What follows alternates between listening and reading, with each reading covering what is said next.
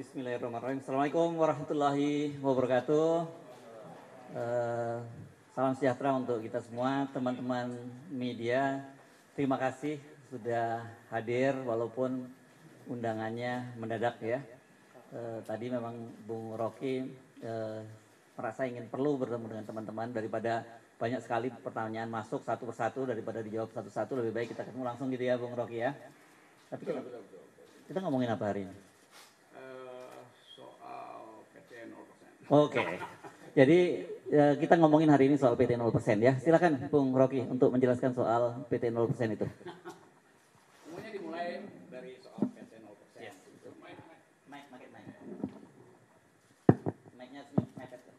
Kita selalu berupaya untuk mendudukkan masalah di dalam konteks yang paling purba, konteks yang paling awal, yaitu kegagalan negara untuk menghidupkan percakapan politik. Kegagalan yang disebabkan oleh berbagai macam ambisi yang seharusnya dikanalisasi melalui persaingan politik. Tapi karena persaingan politik ditutup oleh soal-soal persyaratan 0% segala macam itu, maka dia cari kanal tuh. Jadi itu konteks besarnya tuh kira-kira tuh. Kenapa kemudian misalnya buruh nuntut Omnibus Law dibatalkan, kenapa masyarakat adat tetap bergerak untuk mempertahankan hak rakyat mereka tuh. Ini semua karena tidak ada kejelasan regulasi. Oke. Tapi itu saya jadikan aja sebagai patokan bicara nanti. Yang lebih penting adalah saya mengantisipasi pertanyaan-pertanyaan wartawan yang berseliweran. Jadi itu intinya tuh. Saya mulai dengan satu kesan pribadi saya. Selama kurang lebih 1 minggu ini ketika kasus ini mulai beredar, saya ada di mungkin 9-10 kota di Lombok, Jawa Timur, Jawa Tengah tuh. Diundang oleh para mahasiswa tuh. Dengan maksud saya memberi kuliah seperti biasa, kuliah umum. Tetapi dari seluruh undangan seminggu ini, seluruhnya dipersekusi. Saya nggak boleh masuk kampus, saya nggak boleh ketemu akademisi itu. Jadi ada dugaan saya bahwa soal ini soal biasa aja kan. Mau dibuat jalur hukum, oke. Tetapi jangan halangi saya untuk bicara dengan para mahasiswa itu. Nah, yang menggemparkan kemarin adalah yang sudah tahu di Jogja itu saya dihalangi untuk bertemu dengan kurang lebih 1.500-2.000 mahasiswa di situ. Justru itu dihalangi oleh PDIP. Dan saya merasa buat apa menghalangi saya, toh kalian partai, kalian punya kekuatan untuk mengubah undang-undang itu. Silakan ubah undang-undang di DPR, ubah intelektual atau akademisi atau kritis sosial nggak boleh bertemu mahasiswa itu. Jadi itu yang saya sayangkan. Padahal saya bertahun-tahun mengajar di sekolah Megawati itu tentang pikiran bangsa. Jadi kalau saya mau terangkan pikiran bangsa, kok dihalangi oleh partai di mana saya mengajar tentang pikiran bangsa. Tapi saya paham itu tuh. Jadi terlihat di publik sekarang ada perselisihan tentang kasus saya. Mereka yang mengerti pro saya mengatakan bahwa itu bukan hinaan, itu kritik. Gak usah saya lanjutkan argumennya. Jadi saya berterima kasih pada mereka yang menganggap bahwa saya justru membuka pembicaraan untuk menghidupkan diskursus tentang apa sebetulnya yang disebut kritik publik terhadap pejabat publik. Nah, saya berterima kasih pada mereka. Mereka mendukung saya banyak wawancara di media massa itu, dan bahkan sebagian memuji-muji saya bahwa saya memulai satu tradisi untuk memperlihatkan bahwa diskursus publik itu tidak boleh dihalangi oleh dendam pribadi. Memang itu dasarnya kan. Jadi sekali lagi itu poinnya. Tetapi saya mengerti bahwa kasus ini kemudian membuka perselisihan di publik antara yang pro dan kontra. Nah itu yang membuat kehebohan. Kehebohan itu bisa ditafsirkan sebagai keonaran secara hukum itu. Itu pentingnya kita pahami bahwa sesuatu yang disodorkan untuk dijadikan target keonaran itu bisa disponsor oleh siapapun. Kan itu maksudnya kan. Nah saya minta maaf terhadap keadaan hari ini yang menyebabkan perselisihan itu berlanjut tanpa arah itu. Tentu saya merasa kok ini kenapa nggak bisa diselesaikan secara hukum. Jadi sekali lagi saya menyesalkan bahwa persoalan hukum yang dari awal saya katakan ini adalah kritik saya terhadap Presiden Jokowi yang saya ucapkan dengan sangat tajam. Dan biasanya saya lakukan itu di mana-mana tuh. Saya tidak mengkritik atau menghina Jokowi sebagai individu, tidak. Karena nggak ada urusan saya dengan Pak Jokowi. Karena itu saya kira Pak Jokowi juga mengerti. Itu yang menyebabkan Pak Jokowi tidak mau melaporkan saya. Kan Pak Jokowi mengerti bahwa yang saya ucapkan itu adalah kritik terhadap kedudukan publik dia, jabatan publik dia. Tuh. Poinnya di situ dulu tuh. Jadi bab pertama saya mau terangkan bahwa di dalam demokrasi persaingan pikiran itu dilegalkan, bahkan dianjurkan. Supaya kita bisa menapis mana yang disembunyikan, mana yang sebetulnya genuine, mana yang sebetulnya palsu. Nah kita di sini belum sampai di situ. Jadi saya paham bahwa kemarahan sebagian pihak itu karena belum bisa membedakan mana kritik publik dan mana dendam pribadi. Saya tidak punya dendam apa-apa dengan Pak Jokowi. Bahkan saya sudah berkali-kali katakan bahwa anaknya Pak Jokowi berteman dengan saya, dia minta kritik, saya kasih kritik loh. Pak Jokowi mantu, saya diundang bahkan undangan VIP, tapi saya nggak bisa datang, tuan. Jadi nggak ada soal di situ tuh. Sekarang pertanyaannya, kok kenapa jadi soal? Artinya ada yang ingin dia bermain di air keruh. Tapi saya mengerti tahun politik pasti ada sifat semacam itu tuh, mengambil keuntungan dari problem ini. Bagian kedua saya mau terangkan khusus terhadap mereka yang salah mengerti apa yang saya ucapkan di forum buruh itu. Saya hanya mengkritik dua hal pada waktu itu. Satu soal IKN, satu soal Omnibus Law. Tolong perhatikan ya. Saya terangkan bahwa saya pro gerakan buruh yang akan demo tanggal 10 karena sudah berbulan-bulan proposal buruh itu diabaikan pemerintah. Bahkan saya terangkan di situ bahwa Omnibus Law itu kemaksiatan politik. Karena menghina hak buruh untuk memperoleh, ya sebetulnya memperoleh pendapatan. Jadi Omnibus Law itu menyingkirkan hak kesejahteraan buruh.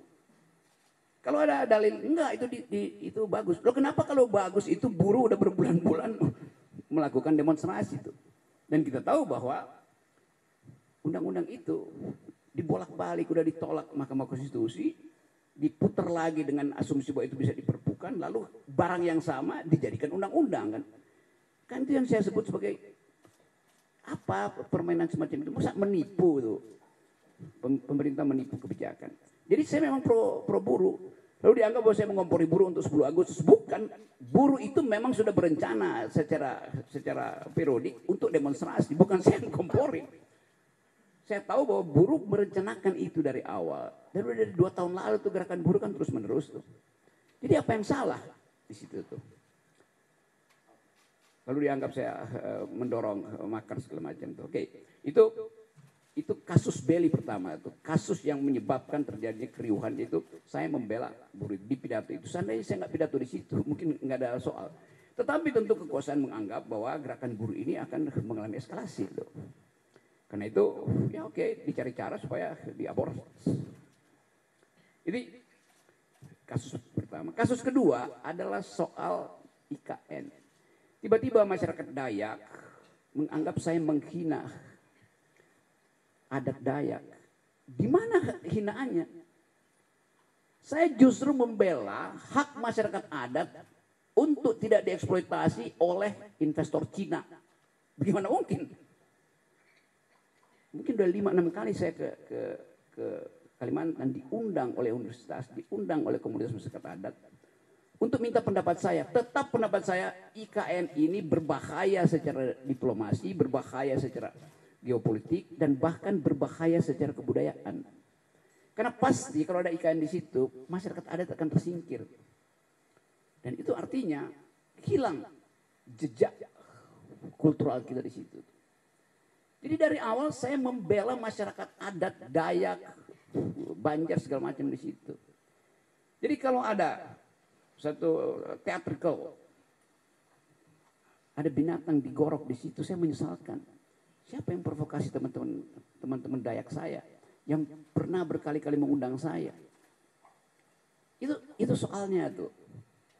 Jadi soal-soal semacam ini yang mau saya ucapkan untuk menerangkan bahwa saya mencintai bumi Kalimantan karena saya itu bertahan, jangan itu dijual. Pada waktu itu 2 hari sebelumnya kan beritanya Pak Jokowi pergi ke Cina untuk minta investor asing tanam. Bahkan kira-kira Pak Jokowi bilang, udah saya kasih konsesi 180 tahun, Anda tolong buatkan kami ibu kota. Bagaimana mungkin? Itu disebut ya presiden menjual negara. Kenapa mesti tersinggung? Memang faktanya presiden berupaya menjual negara, itu menjual lahan di Kalimantan untuk dijadikan IKN. Dia udah jualan ke negara-negara Arab, nggak bisa, jualan ke Kanada nggak bisa, sekarang jualan ke Cina itu.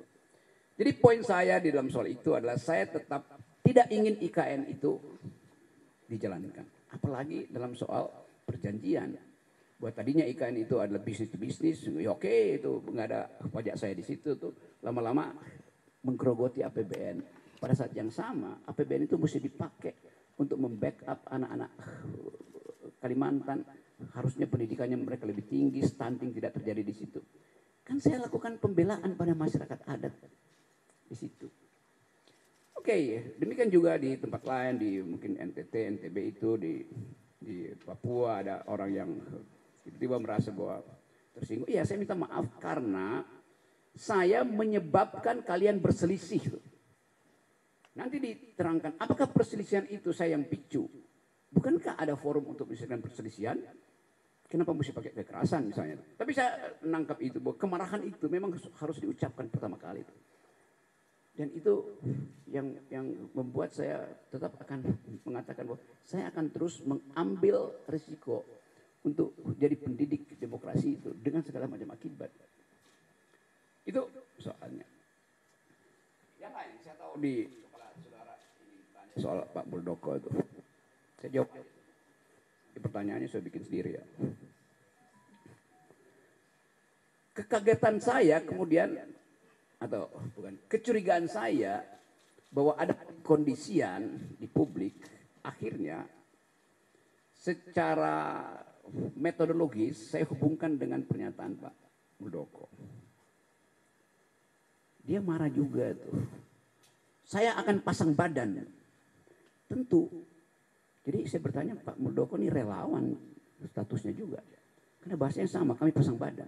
Karena Pak Muldoko itu pejabat publik yang mestinya dengan dingin mengatakan bahwa oke, ada problem, mari kita selesaikan secara argumen atau secara hukum itu. Pasang badan artinya itu bukan bahasa dasar dari seorang pejabat publik kan. Kayak preman itu mau pasang badan itu. Padahal ini pikiran saya yang saya kritik dengan cara yang sangat tajam, dengan bahasa yang saya pilih tajam. Tapi tidak diarahkan pada pribadi Presiden Jokowi, tapi pada lembaga publik, yaitu kabinet bahkan yang di dalamnya ada Pak Muldoko. Jadi kita gagal untuk membawa bangsa ini pada percakapan intelektual. Itu dasarnya. Rocky Gerung kan intelektual, kenapa pakai bahasa begituan? Iya, di kampus saya pakai bahasa akademis. Tetapi dalam kritik kebijakan saya mesti pakai bahasa yang bisa dimengerti oleh orang yang berkali-kali diterangkan nggak paham-paham juga. Berkali-kali buruh minta direview itu nggak ada dipahami. Berkali-kali masyarakat akademis mengatakan IKN itu salah secara konstruksi hukumnya karena mestinya minta izin dulu pada masyarakat adat. Pernah nggak Jokowi minta izin pada masyarakat adat? Tidak. Apa itu bentuk minta izinnya? AMDAL. AMDAL itu adalah hak masyarakat adat untuk mengiyakan atau tidak mengiyakan proposal politik. Pak Jokowi sudah putuskan duluan itu. Baru diminta pembenaran secara masyarakat adat, secara AMDAL. Kan itu cara berpikir yang kacau loh. Jadi saya nggak ada dendam pada Muldoko, pada Pak Jokowi. Saya menganggap bahwa kebijakan mereka harus dievaluasi. Kenapa saya ambil posisi itu? Karena partai-partai politik tidak ada yang bersuara tentang itu. LSM bersuara, publik internasional bersuara. Jadi itu dasarnya tuh teman-teman. Nah, sekarang saya bisa duga bahwa kasus ini akan berlanjut menjadi kasus hukum. Oke, saya terima kasus itu. Jadi poin saya adalah sekali lagi saya garis bawahi, saya minta maaf karena peristiwa itu membuat perselisihan ini makin menjadi-jadi itu. Itu intinya itu. Dan tentu ini berbahaya di dalam tahun-tahun seperti ini. Kenapa? Karena di belakang kasus ini berbagai macam kepentingan ngincar untuk mengeksploitasi itu. Tapi saya tidak akan berhenti menjadi pengkritik. Itu dasarnya itu. Jadi sekali lagi, mari saya anggap aja bahwa oke, selesaikan aja kasus ini. Karena rumah saya disentuh tai, WA grup saya dimaki. Kalau itu biasalah, saya anggap ya kadang-kala itu akun abal-abal. Udah lihat Rok, gua mau gorok lu seperti itu kan, gimana coba? Prinsip itu. Padahal saya sendirian, saya nggak punya partai politik. Dituduh antek asing segala macam, asing dari mana?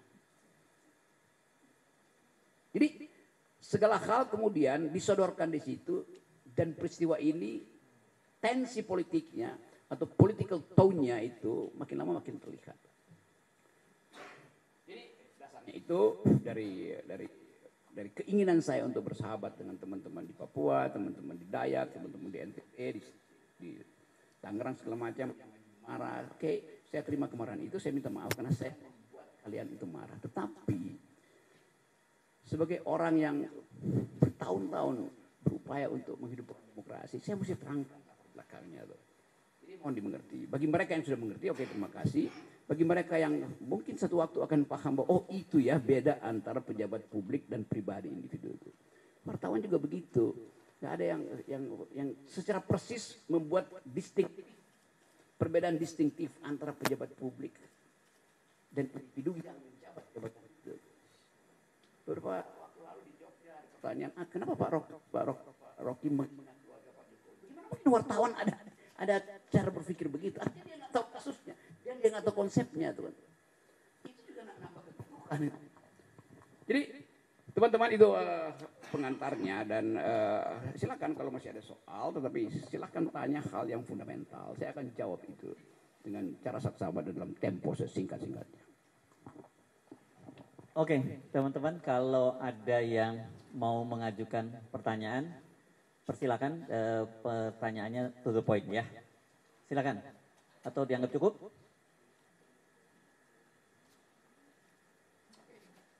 Oke, kalau ada. Oke, baru datang ya. Oke, silakan. Enggak apa-apa. Yuk. Oke, ini ya. Silakan disebutkan namanya, Mbak ya. Halo, selamat sore. Mohon maaf Bang Rocky, saya terlambat. Tadi dari liputan yang lain. Oh ya, oke. My bad. Saya Santi dari IDN Times. Saya rutin mengikuti pemaparan Bang Rocky yang hampir setiap hari dipaparkan 2 kali setiap hari. Di salah satu sesi Bang Rocky mengatakan bahwa yakin bahwa pelaporan, kan ini 2 pelaporan ya, yang di Barreskrim ditolak karena harus Presiden sendiri yang membuat laporan. Tapi kemudian mereka beralih ke Polda Metro Jaya dan sepertinya di Polda Metro Jaya itu akan diproses. Dan Bang Rocky sepertinya meyakini bahwa ini akan berujung ke pengadilan. Jika itu yang terjadi, apakah sudah menyiapkan langkah mitigasi seperti misalnya menyiapkan kuasa hukum atau langkah apa yang akan dilakukan? Karena ini akan jadi presiden kedua setelah kasus yang Fathia dan Haris Azhar. Terima kasih.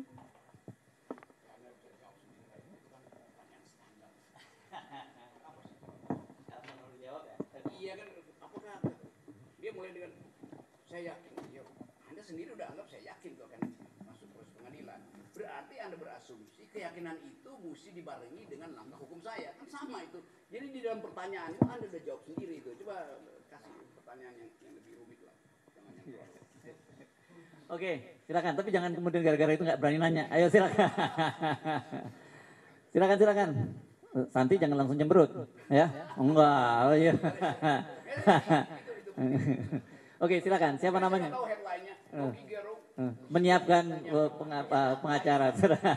Oke, silakan. Anda.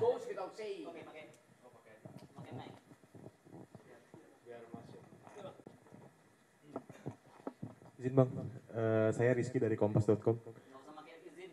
Siap. Oke, siap. Bang, kan tadi kan sudah disampaikan juga sama rekan saya, kalau Polda Metro Jaya akan memproses laporan tersebut. Apakah nanti Bang Rocky siap menghadapi proses hukum tersebut atau gimana Bang? Terus juga terlapor. Yang lain. Dia nggak dengar pertanyaan Santi itu. Yang lain aja.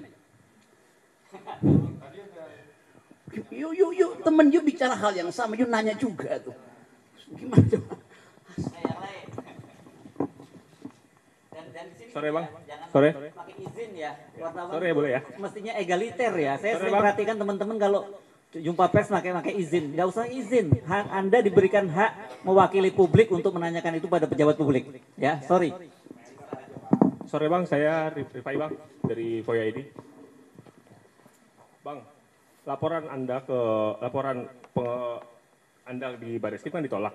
Tapi kemarin Andi Gani, Kalimat itu laporan Anda di Bareskrim, siapa yang melaporkan Bareskrim? enggak, laporan terhadap Anda di Bareskrim itu ditolak. Pakai bahasa yang benar. Laporan terhadap Anda di Bareskrim itu ditolak oleh kepolisian dan kemarin Andi Gani mengunjungi Bareskrim untuk mencari celah untuk menjerat Abang di pasal terkait IKN, penghinaan terhadap IKN. Menurut Abang, apa sih kan Abang sendiri mengucapkan tadi mendukung penolakan Undang-Undang Omnibus Law ya. Sedangkan Andi Gani sendiri dari tokoh buruh juga Bang. Gimana Bang menurut Abang? Ya apa dalil Andi Gani, Dia, apa yang saya bantu? Andi Gani itu mencoba menjerat Abang lewat. Ya oke, tunggu aja kalau cobaannya berhasil tuh. Baru saya bisa jawab. Kan dia juga merasa dia masih mencoba apa coba? Coba kasih substansinya tuh. Dia mencoba. Bagaimana saya tanggapi seseorang yang lagi mencoba-coba itu? Ya. Kalau mencari celah hukum Ya. terhadap omongan Abang. Udah ada dia sebutin celah hukumnya. Belum sih. Ya buat apa saya jawab dong? Ayo, silakan yang lain. Saya buka kesempatan nggak usah pakai izin, langsung aja tanya. TV1, silakan. Sebutkan namanya biar kita. Saya Leo dari TV One mau bertanya terkait dengan tadi kan dari PDI sendiri ada melarang, apakah itu salah satu melarang Pak Andri Gerung untuk apa dengan mahasiswa seperti itu karena kan Pak Andri Gerung yang di Jogja betul. Nah apakah itu merupakan salah satu upaya dari PDI untuk menyentil atau menyinggung terkait dengan sindiran kepada presiden dan kemudian dan ini ada juga ada opsi gugatan hukum. Nah ini bagaimana tanggapannya?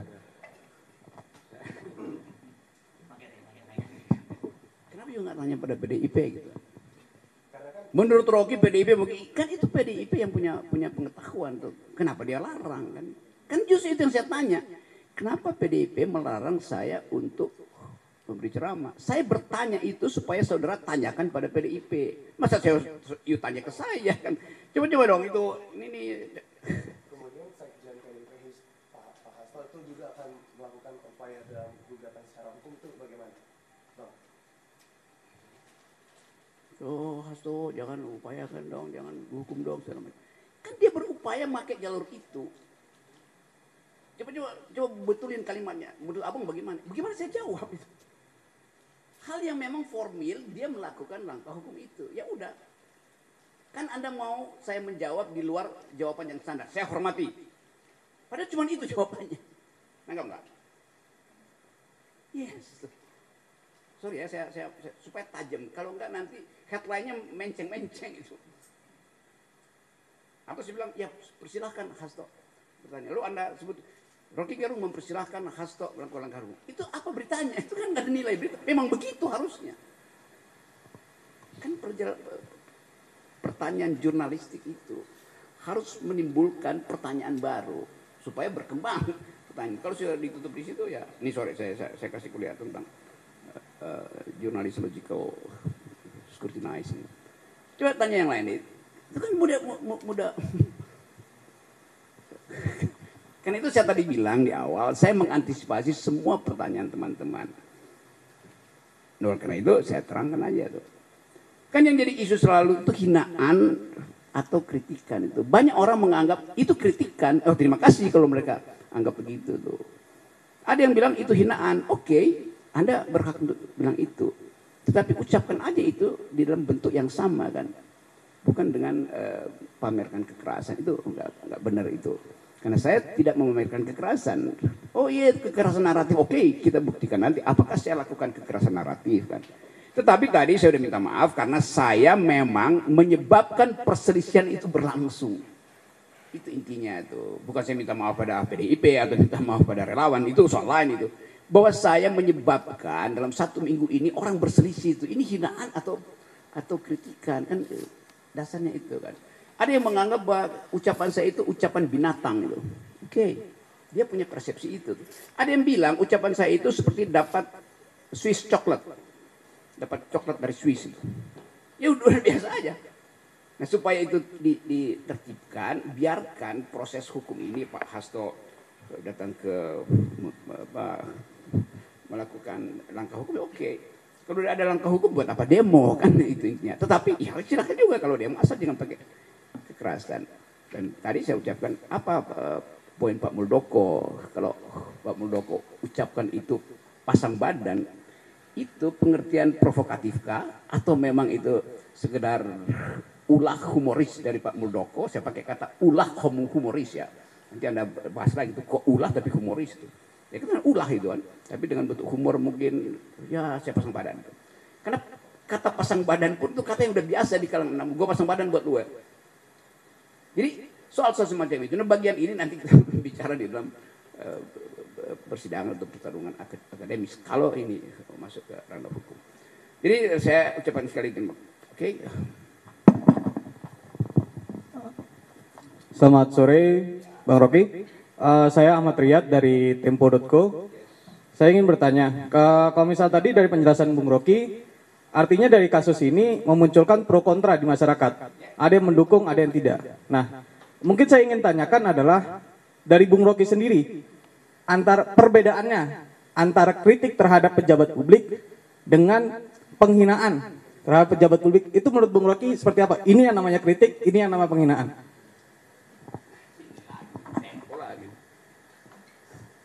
Kritik itu artinya saya terangkan kontradiksi di dalam kebijakan itu. Menghina artinya pada orang. Bagaimana bisa menghina pejabat publik? Kan tadi saya terangkan. Martabat itu melekat pada manusia ansih. Namanya human dignity itu. Anda punya martabat. Pejabat publik. Nggak boleh kita berikan martabat individu itu pada pejabat publik. Kenapa? Pejabat publik itu diangkat berdasarkan kesepakatan sosial. Itu sama dengan hal yang berlangsung hari ini. Pak Jokowi adalah bapak kita itu. Karena itu dia nggak boleh dihujat, dikritik, apalagi dihina. Itu menyamakan kedudukan publik, tubuh publik presiden dengan tubuh privatnya. Itu ada dalam sistem kerajaan. Kayak itu yang saya maksud, wartawan mesti bisa bedakan dong. Soal semacam itu. Bapakmu dan bapakku, bapak kita, dia bikin kesalahan, tetap kita maafkan. Seumur hidup dia tidak bisa ganti sebagai bapak. Presiden itu dipilih hanya 5 tahun. Kayak itu dasarnya. Jadi sekali lagi, martabat itu melekat pada manusia, bukan pada jabatan. Itu fundamental di dalam organisasi pikiran yang sehat tentang demokrasi. Bisa nggak?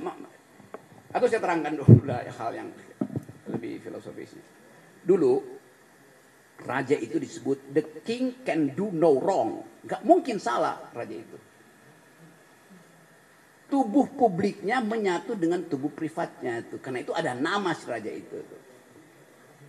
Tapi sekarang kan kita pilih republik, kan bukan sistem kerajaan itu. Sehingga tubuh publikanya beda dengan tubuh privatannya itu kan.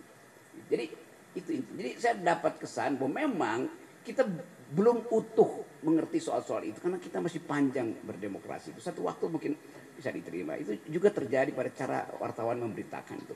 Mestinya dari awal dia scrutinize saja kan. Oh ini adalah tubuh publik, ini adalah tubuh privat.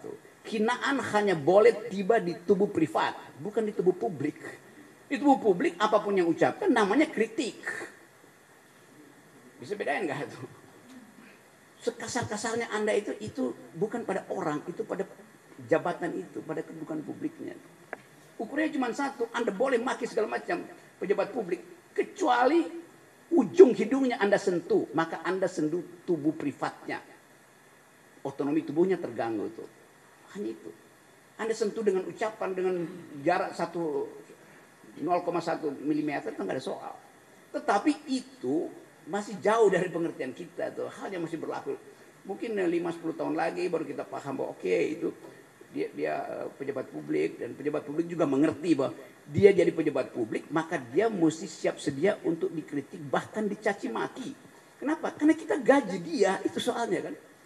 Sama seperti selebritis marah-marah kalau dikritik. Loh, Anda dapat keuntungan dari kedudukan Anda sebagai public figure.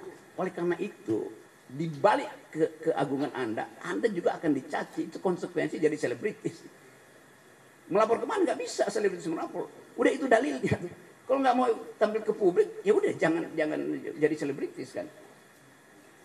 Kan itu dasarnya tuh. Jadi teman-teman sekalian kita belajar sama-sama itu supaya saya inginkan ada keheningan lagi dan kita bikin refleksi apakah kasus ini bisa jadi pelajaran bahwa kita memang belum cukup mampu mencerna nilai-nilai demokrasi itu.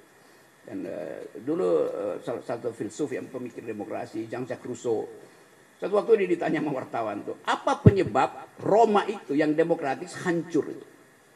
Kata Jean-Jacques Rousseau, kebebasan itu atau demokrasi itu seperti buah. Dia bagus buat pencernaan, tapi hanya lambung yang sehat yang mampu mencernanya.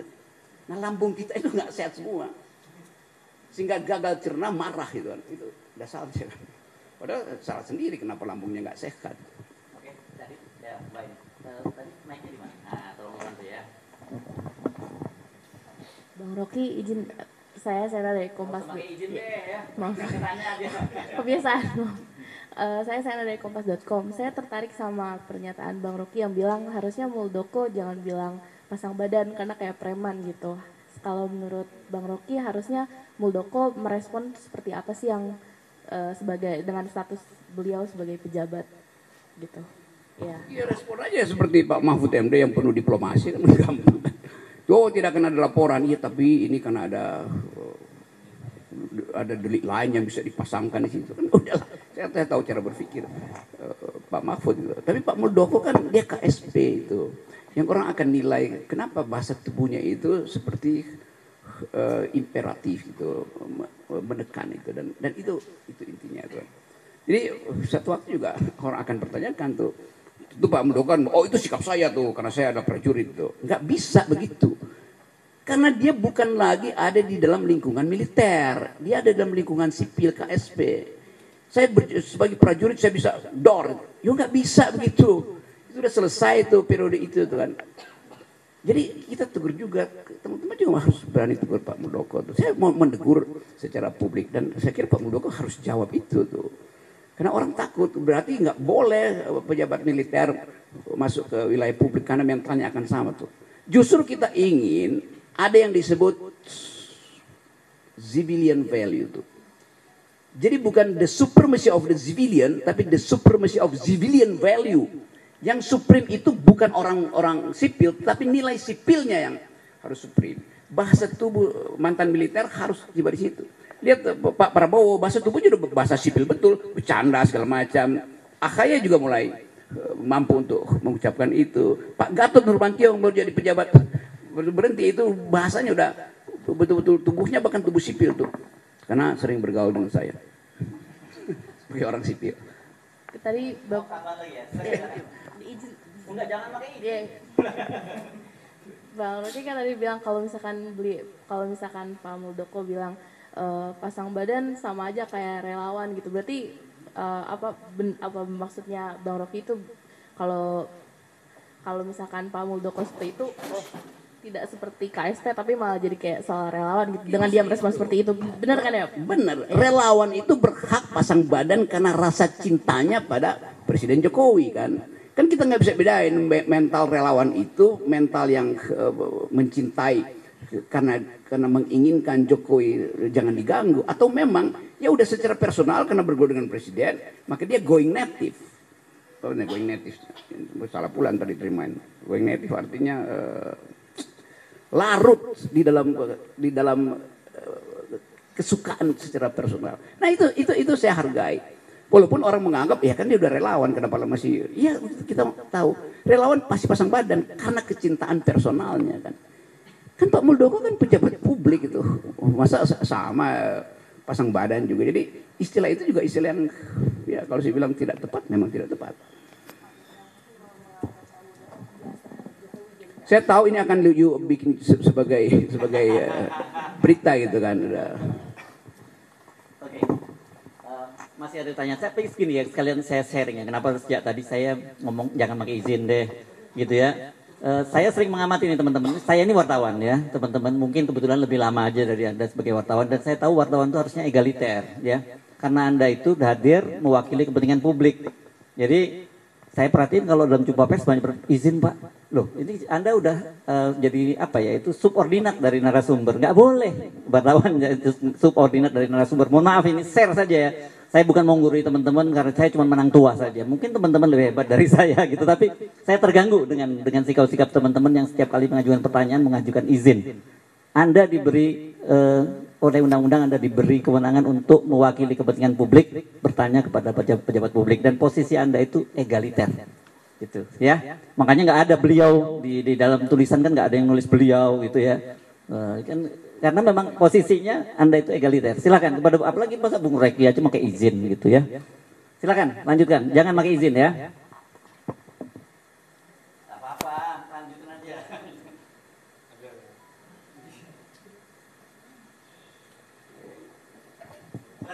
Pak, saya Vika dari kompas.com. Mau tanya Pak, itu Pak, ini kan Bapak juga dilaporkan ya Pak. Lalu langkah apa yang akan Bapak lakukan? Apakah melaporkan balik atau bagaimana?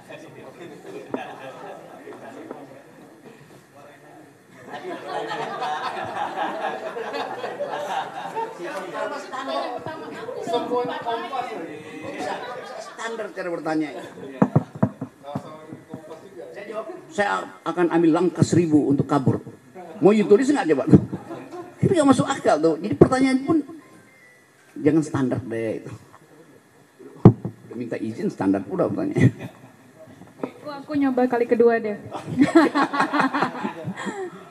Jangan galak-galak lah Bang Rocky. Enggak, saya nggak galak, saya tegur. Teman-teman pada jadi jiper gara-gara Bang Rocky menanggapinya seperti mohon maaf ya Bang Rocky ya. Bang Rocky salah satu narasumber yang agak menyebalkan siang ini ya. Saya jujur aja nih Bang Pertanyaan Rocky. kalian juga menyebalkan. Cerdas. Gini Bang Rocky, ini saya melihatnya kalau Bang Rocky serius diproses oleh Polda Metro Jaya dan berakhir di pengadilan, ini menciptakan ketakutan bagi publik untuk juga menyampaikan kritik gitu terhadap pemerintahan yang saat ini. Apakah kalau menurut Bang Rocky, hal kekhawatiran publik itu jadi kenyataan seandainya ini berlangsung sampai ke pengadilan nanti gitu? Karena kan kami juga pekerjaannya juga termasuk salah satunya sebagai watchdog yang dibilang oleh Bang Hersu bolak-balik di sesi bersama Bang Rocky gitu. Iya itu yang gini nih, kan kita bisa antisipasi undang-undang apa yang mau dipakai tentang kegaduhan itu. Aku tambahin satu lagi ya Bang Rocky, kemarin saya doorstop di depan Pak Mahfud bilang, kalau seandainya betul yang di Barreskrim ditolak karena harus ada pengaduan langsung dari Pak Presiden. Tapi kata Pak Mahfud, kalau ini terus-menerus menjadi polemik publik, tidak tertutup kemungkinan bisa diproses. Gitu. Artinya kan ada celah untuk memproses hukum itu. Saya tidak menanyakan detail mengenakan pasal apa. Gitu.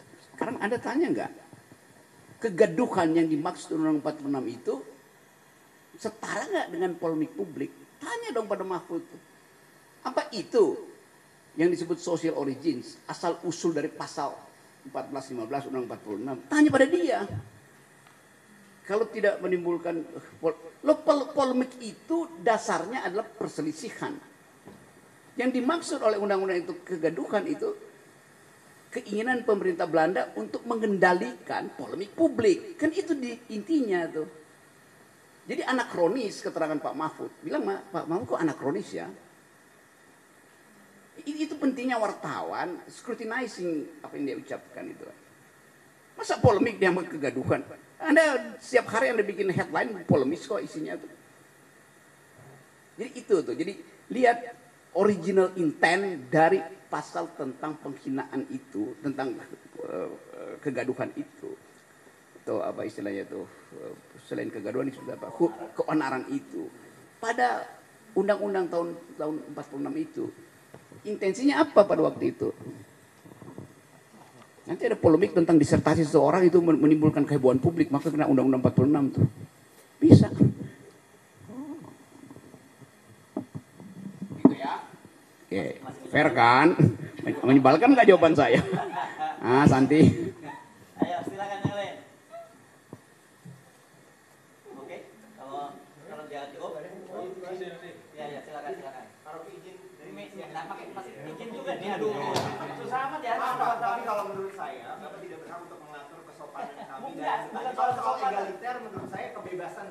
Ya udah silakan. Oke, tapi kalau untuk manner saya Bapak tidak mulai.